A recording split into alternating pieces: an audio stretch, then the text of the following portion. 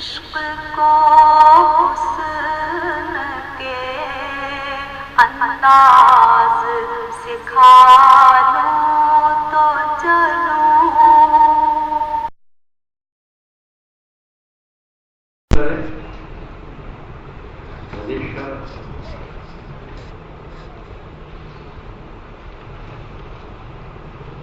دو هفته پس به چاپ شي نو بیا والا یو مخکې ختم شو پشره بیا پې کوي.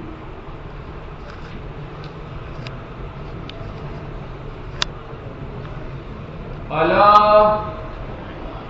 یہ حرف تنبیہ ہے. خبردار الکتاب مسلم الثبوت مرتب یہ مرتب ہے علی مقدمت ایک مقدمہ پر. مقدمہ کس چیز میں؟ فیما اس تعریف غرض موضوع میں یفید البصیرہ جو مفید ہے کس کی؟ بصیرت فی العلم. تو ایک جز کتاب کا مقدمہ بنا ومقالات ثلاث اور دوسرا جز 3 مقالے ہے فی المبادی فی مقدمات میں. تیسرا جز وہ اصول فی المقاصد اور 4 اصول کتاب اللہ سنت رسول اللہ صلی اللہ علیہ وسلم اجماع اور قیاس و خاتمہ اور خاتمہ ہے. تو 4 جز ہو گئے. مقدمہ 1 مقالات ثلاثہ 2 ٹھیک ہے اور اصول فی المقاصد قرآن سنت اجماع اور قیاس 3 اور وخاتمۃ فی الاجتہاد یہ 4تھا جز ہے. خاتمہ کے اندر اجتہاد کا بیان ہوگا ونحوہ تقلید کا بیان ہوگا. بات سمجھ میں آ گئی؟ تو مسلم و ثبوت کے اجزاء کتنے بنی؟ 4. ایک مقدمہ اس میں تعریف غرض موضوع کا بیان ہے جو مفید للبصیرت ہے. 3 مقالات 4 اصول کتاب سنت اجماع اور قیاس اور 4تھا کون سا؟ خاتمہ. پہلا جز کون سا تھا؟ مقدمہ. مقدمہ میں کس کا بیان ہے؟ تعریف غرض موضوع جو مفید ہے بصیرت پہ شروع کے لیے. کہتے ہیں اما المقدمہ وفی حد اصول الفقہ یہ اصول فقہ کی تعریف میں وہ موضوع ہی موضوع میں وہ فائدتی ہی اور فائدہ. ٹھیک ہے اب آؤ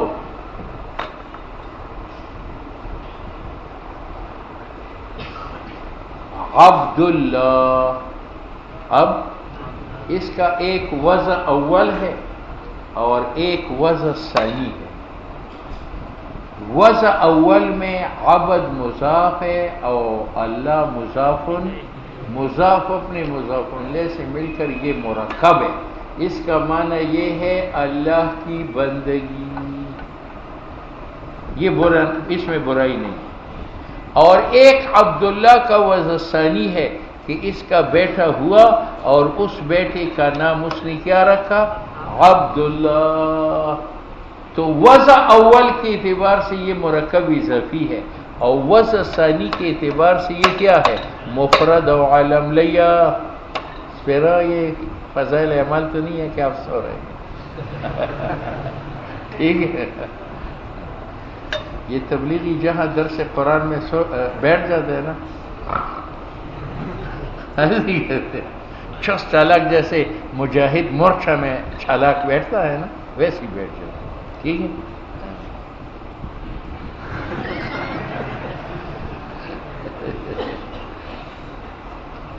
اس کو 20 مرتبہ کا. اصل میں یہاں جاگنے کا اصل سبب فہم. جب کتاب فہم میں آئے نا وہ انسان کو سونے نہیں دیتا اور جب فہم ختم ہو جائے پھر انسان بھی بیدار ہو جو بیدار. ہاں اس میں عزت بھی محفوظ ہے دھماکہ نہیں ہوگا. ایسا نہیں ٹھیک ہے. لیکن یہاں پنجاب میں پرواہ نہیں ہے موٹروے ہے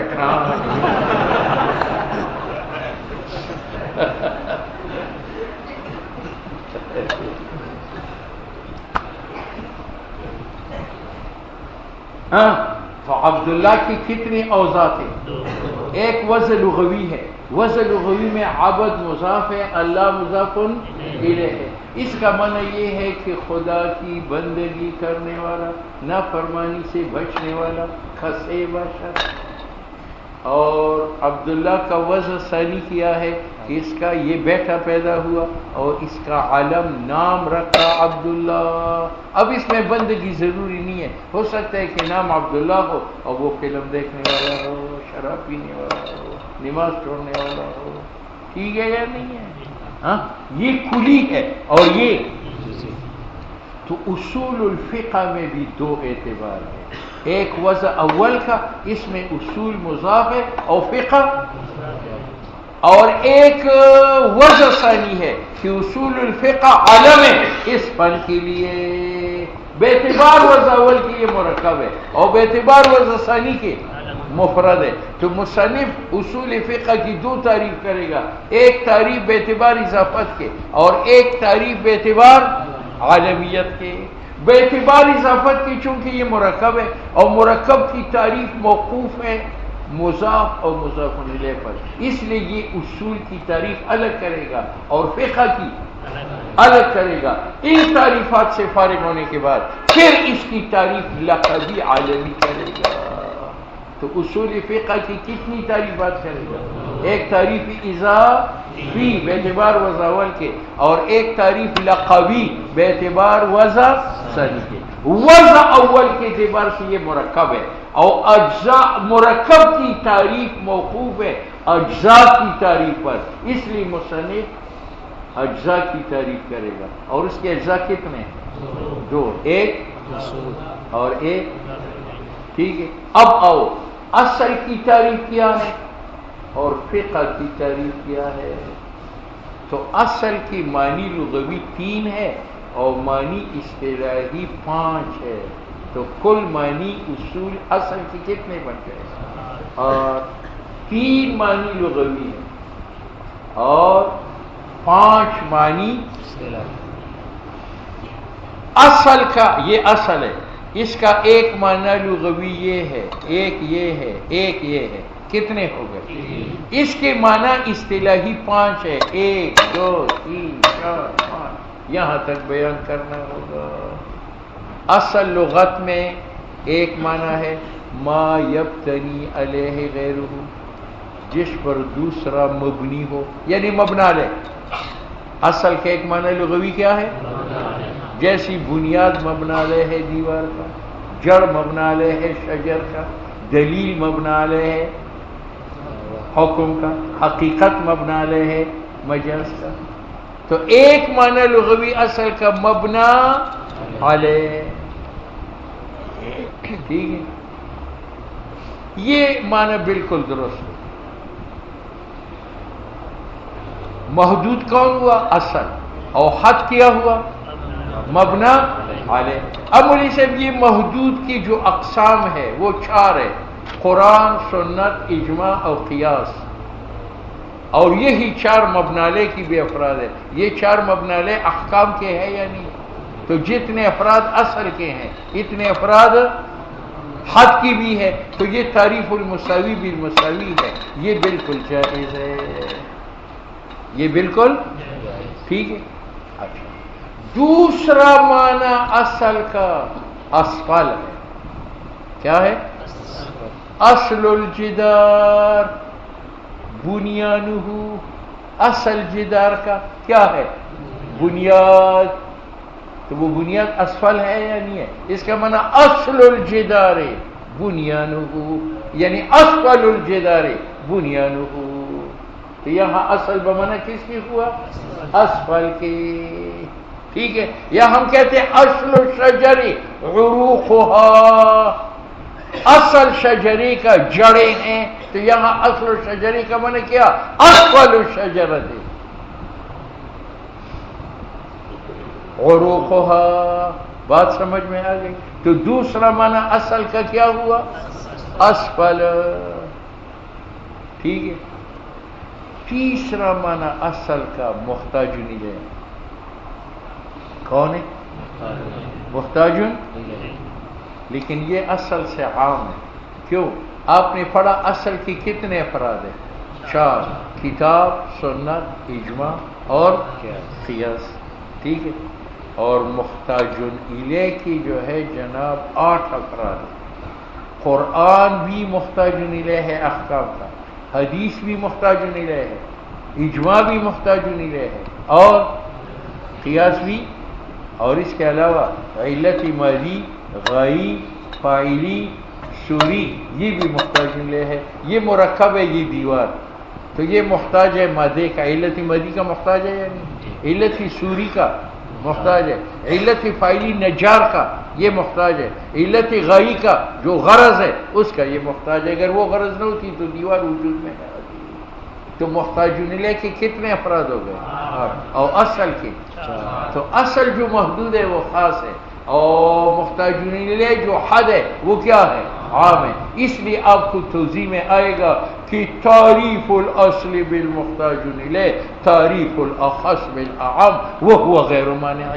اصل کی تعریف محتاج الیہ کے ساتھ یہ تعریف خاص کی ہے جو اصل ہے، عام کے ساتھ جو محتاج الیہ ہے. اور تعریف الخاص بالعام معنی نہیں ہے. جیسے انسان کی تعریف حیوان سے کرو، الانسان حیوان، تو آپ کہہ سکتے ہیں کہ یہ انسان خاص ہے، حیوان عام ہے، تو یہ تو معنی نہیں ہے. یہ تو انسان میں داخل ہوتا ہے خر، وہ بھی حیوان.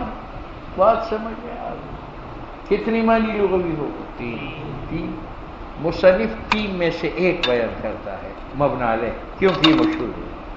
کیونکہ یہ اس لیے کہتے ہیں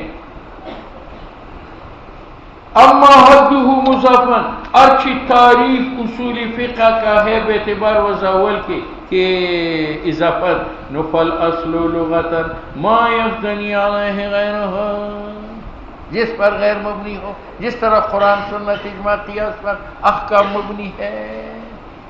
ٹھیک ہے. تو اصل محدود ہے، اس کی بھی 4 افراد ہے، اور مبنا علیہ حد ہے اس کی بھی. یہ تعریف المساوی بالمساوی ہے اور مشہور ہے. اس لیے مصنف نے تعریف ثانی نہیں کی اور تعریف ثالث نہیں کی. میں نے آپ کو بتایا تھا کہ اصطلاح میں اصل کی معنی کتنے؟ ایک معنی ہے راجح، ایک معنی ہے الکتاب اصل بالنسبت الی القیاس. الکتاب اصل بالنسبت الی، یعنی اگر کتاب اللہ اور قیاس میں تعارض آ جائے تو الکتاب راجح علی القیاس. یہاں اصل بمعنی کس کے ہیں؟ یہ پہلا معنی ہے. واصطلاحاً الراجح، اصطلاحاً اس کا معنی جو ہے راجح ہے. اس کی مثال کیسی ہے؟ الکتاب اصل القیاس، یعنی راجح علی القیاس. دوسرا معنی والمستصحب،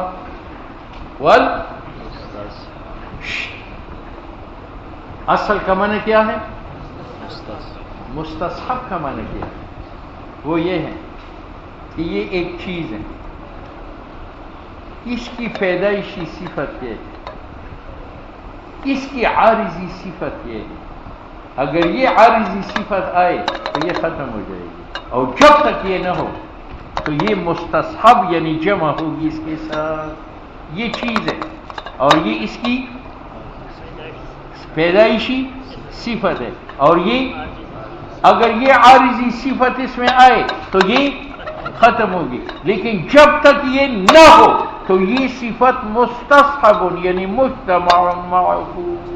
جس طرح ماء یہ ہے، طہارت اس کی پیدائشی صفت ہے، نجاست عارضی ہے. نجاست آئے تو طہارت زائل ہو جاتی ہے، لیکن جب تک نجاست نہ ہو تو طہارت مستصحب ہوتی ہے. والمستصحب، اب ہم کہیں گے طہارت الماء اصل للماء، یعنی مستصحب کہ یہ پانی کی پیدائشی صفت ہے. جب تک نجاست عارضی نہ ہو تو یہ اس کی صحبت میں رہے گی. اب بات سمجھ میں؟ تو اس کی مثال کیسے پڑھیں گی؟ طہارت الماء اصل للماء. اصل للماء کا معنی کیا ہے؟ یعنی صاحب جامع مع الماء لولا النجاسة. کتنی معنی ہوئے؟ تیسرا معنی القاعدہ. جیسے ہم کہتے ہیں الفاعل مرفوع اصل من اصول النحو، یہاں اصل بمعنی قاعدتن کے، یعنی الفاعل مرفوع قاعدۃ من قواعد النحو. بات سمجھ میں آئی؟ کتنی معنی ہوئی؟ چوتھا معنی الدلیل. کیا ہے؟ جس طرح ہم کہتے ہیں اصل وجوب الصلاۃ اقیم الصلاۃ، اصل وجوب الصلاۃ، اس کا معنی کیا ہے؟ دلیل وجوب الصلاۃ اقیم الصلاۃ. کتنی معنی ہوئی؟ پانچواں معنی اس نے بیان نہیں کیا، وہ مقیس نظر. وہ کیا ہے؟ جیسے میں کہتی ہوں نسوار حرام ہے، فرضاً حرام نہیں ہے، نسوار حرام ہے، قیاس خمر پر، خمر مقیس نلے اور نسوار مقیس، علت جامعہ دونوں میں سکر، حکم حرمت. اس نسوار کو مقیس کہتے ہیں اور خمر کو وہ مقیس نلے اصل ہے مقیس کا، اگر وہ نہ ہوتا اس کے لیے حرمت ثابت نہ ہوتی. تو پانچواں معنی کیا ہوا؟ مقیس نلے. ٹھیک ہے، وہ مصنف نے بیان نہیں کیا کیونکہ وہ غیر مشہور ہے. ٹھیک ہے، اب آؤ اصل کی معنی لغوی 3 ہے اور معنی مصطلح جو ہے وہ کتنے ہیں؟ 5 ہے. یہاں اصول الفقہ میں اصول سے کون سا معنی مراد؟ تو ہندوستان میں بنارس مشہور شہر ہے، اس کا ایک بہت بڑے عالم کے حافظ امان اللہ، اس نے کہا کہ یہاں اصول سے مراد قواعد ہے، تو اصول الفقہ کا معنی ہے قواعد العلم. ٹھیک. محب اللہ بہاری حافظ امان اللہ بنارسی کی تردید کرتا ہے اور کہتے ہیں کہ یہاں اصول بمعنی قواعد کی نہیں ہے، اصول بمعنی دلائل کے ہیں. تو اصول الفقہ کا معنی کیا ہوا؟ ادلۃ الفقہ. اور امان اللہ بنارسی نے جو سے مراد قواعد لی ہیں وہ غلط ہے. دو غلط ہے. ایک وجہ یہ ہے کہ اصول کی اضافت جب ہو جائے علم کی طرف تو وہاں پوری دنیا کے اتفاق ہے کہ وہاں اصول بمعنی قواعد کی نہیں ہے بلکہ بمعنی دلائل کے ہے. اب یہاں ہم دیکھتے ہیں کہ اصول کا مضاف الیہ جدار ہے، سقف ہے، مطبخ ہے، لیٹرین ہے یا فقہ ہے، اور فقہ علم ہے. اور جب اصول کی اضافت علم کی طرف ہو جائے تو مراد کون ہوتا ہے؟ ادلہ. تو بنارسی کون ہے جو اس سے مراد قواعد لیتے ہیں؟ افیدہ. یہ بات بتائی گئی ہے کہ انہو اذا اضیف الی العلم، کہ اصول کی اضافت علم کی طرف ہو جائے نفل مراد دلیل، تو مراد دلیل ہے. فمن وہ امان اللہ حمل علی القاعدہ، جس نے ادلہ کا حمل قاعدہ پر کیا ہے، فقد غفل عن هذا الاصل، وہ اس قانونی کلی سے غافل جاہل تھا. بات سمجھ میں آ گئی؟ لیکن اس کا جواب مجسم النعوت میں آپ دیکھیں گے کہ حافظ امان اللہ نے اصول الفقہ کا معنی کیا ہے؟ قواعد الفقہ. اور یہ ترجمہ صحیح ہے. کیوں؟ وجہ یہ کہ اصول میں کلیات کا بیان ہے، الامر للوجوب. اب امر کلی ہے، امر کیا ہے؟ اور فقہ میں جزیات کا بیان ہے. الصلاۃ واجبۃ لقول تعالی اقیموا الصلاۃ. اقیموا ایک جزی ہے کس کا؟ امر کا. ٹھیک ہے. تو اصول میں کلیات کا بیان ہے، الامر للوجوب، امر جو بھی ہو، اقیموا ہو یا اتوا الزکات ہو یا حج بیت اللہ ہو. اور فقہ میں جزیات کا بیان ہے، الصلاۃ واجبۃ لقول تعالی اقیموا. تو یہ اقیموا امر کلی ہے یا امر جزئی ہے؟ امر جزئی ہے، صلاۃ کے ساتھ امر ہے. ٹھیک ہے. تو اصول میں کلیات ہے اور اور کلیات قواعد ہوتے ہیں جزیات، تو اصول قواعد ہو گئے فقہ کے. تو امان اللہ بنارسی کی توجیہ غلط نہیں ہے، محب اللہ نے ویسے اعتراض کیا. میں نے آپ کو کیا بتایا تھا کہ ماتین کیا بتانا چاہتا ہے کہ امان اللہ بنارسی نے جو اصول سے مراد قواعد لی ہیں وہ غلط ہے. کتنی وجوہ سے؟ ایک وجہ تو بیان ہو گئی. دوسری وجہ یہ ہے کہ اگر ہم امان اللہ کی بات مانیں کہ اصول بمعنی قواعد کے ہیں تو اصول الفقہ کا معنی کیا ہوگا؟ قواعد الفقہ. اور قواعد فقہ کیا ہے؟ مسائل فقہ. اور مسائل فقہ کیا ہے؟ مقاصد فقہ. تو اصول فقہ کی مقاصد میں سے ہوگا، حالانکہ یہ مقاصد میں سے یا خارج ہے تو بچ نہیں. اگر اصول فقہ سے مراد قواعد فقہ ہو تو قواعد فقہ سے مراد کون ہوگا؟ مسائل فقہ. اور مسائل فقہ کون ہے؟ مقاصد فقہ. تو پھر اصول فقہ فقہ کی مقاصد میں سے ہوگا، اور مقاصد شے کی شے میں داخل ہے تو پھر اصول فقہ میں داخل ہو گئے، حالانکہ یہ داخل ہے یا خارج ہے؟ یہ تو مبادی میں سے. اللہ یہ کہتا ہوں کہ قواعد فقہ مسائل فقہ ہے، اور مسائل فقہ مقاصد فقہ ہے، اور مقاصد فقہ فقہ میں داخل ہے، پھر اصول فقہ میں داخل ہو گئے. ہاں مبادی نہیں ہو، لا مبادی ہے، حالانکہ یہ مبادی میں سے ہے. ٹھیک ہے.